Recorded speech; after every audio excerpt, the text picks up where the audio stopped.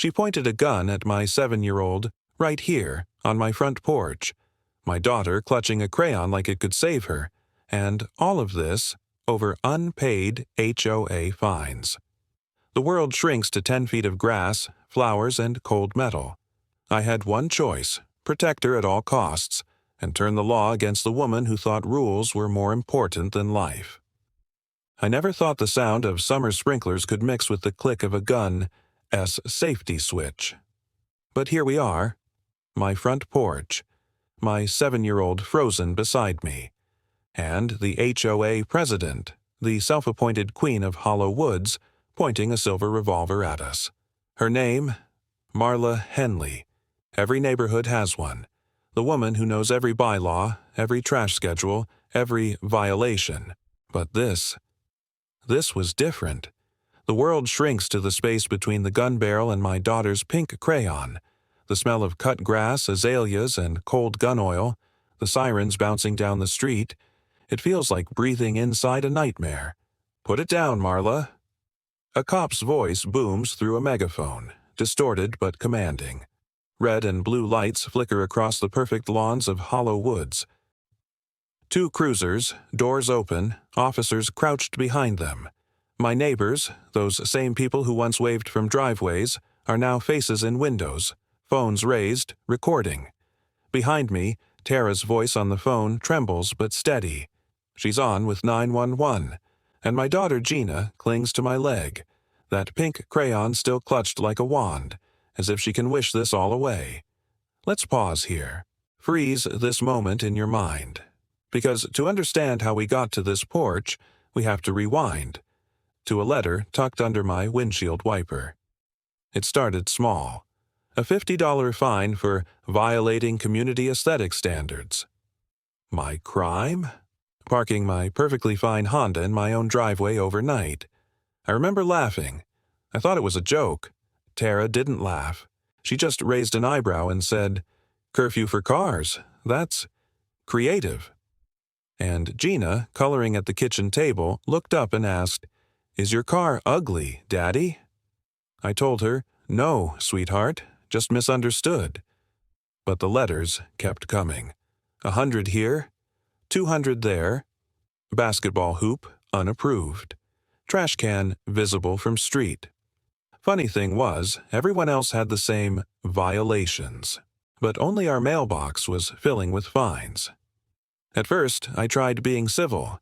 I called Marla, left voicemails, sent polite emails, nothing. So I went to a community meeting, thinking maybe reason would help. Big mistake. The room smelled like cheap coffee and fear. Marla ran the meeting like a dictator in a power suit. Every time someone questioned her, whack! That gavel hit the table. When it was finally my turn, I asked why our family was being targeted while others weren't. She gave me a smile so cold it could have cracked glass. "Mr. Carmen," she said, "the rules are the rules. Maybe if you spent less time questioning them and more time following them." Her little army of board members nodded along. The rest of the room went silent. Eyes down. That's when I realized this wasn't about community. It was about control.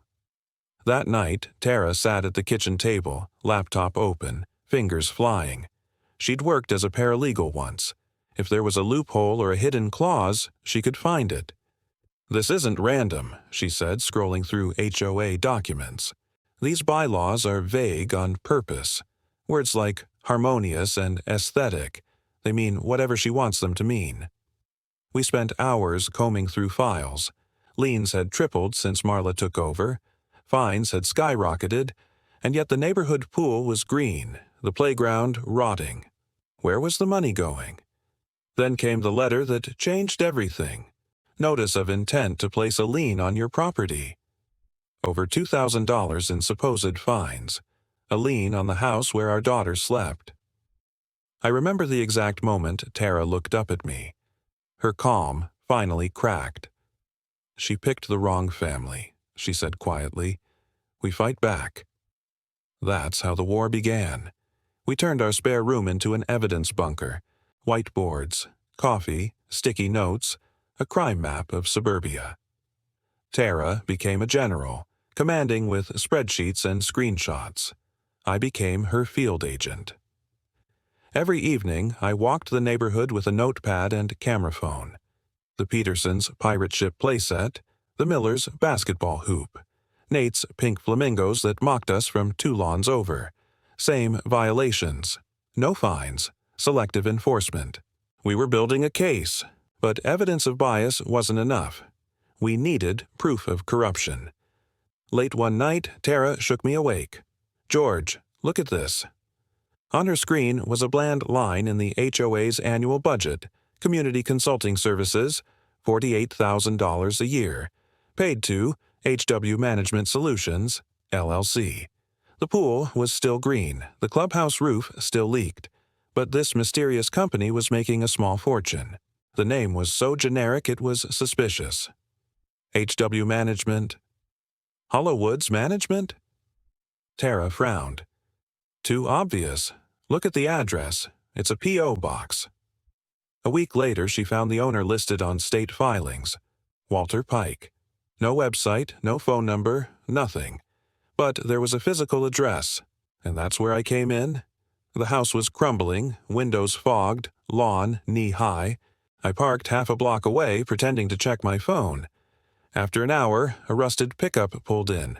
Out stepped a man in his 50s. Tired eyes, oil-stained jeans. I snapped a few photos and sent them to Tara. "Got our guy." She ran his plates, cross-referenced property filings, and the pieces clicked. 5 years ago, on social media, Marla had posted a photo at a family reunion. Her arm wrapped around a man holding a plate of potato salad. Caption: "So good seeing my cousin, Wally." Wally, Walter Pike. The consultant draining our HOA's budget was her cousin. I remember pacing our living room, heart hammering. "She's been funneling the money to her family. This is it." Tara raised a hand. "Slow down. We have a connection, not a conviction. We can't prove she's getting kickbacks yet." Still, the picture was clear.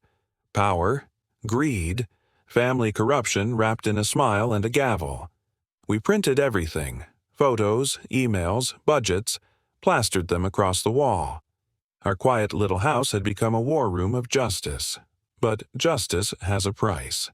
And Marla was about to raise it. A week later, an unmarked car idled outside our driveway for hours. We'd find notes on our door. Follow the rules. The fines doubled overnight.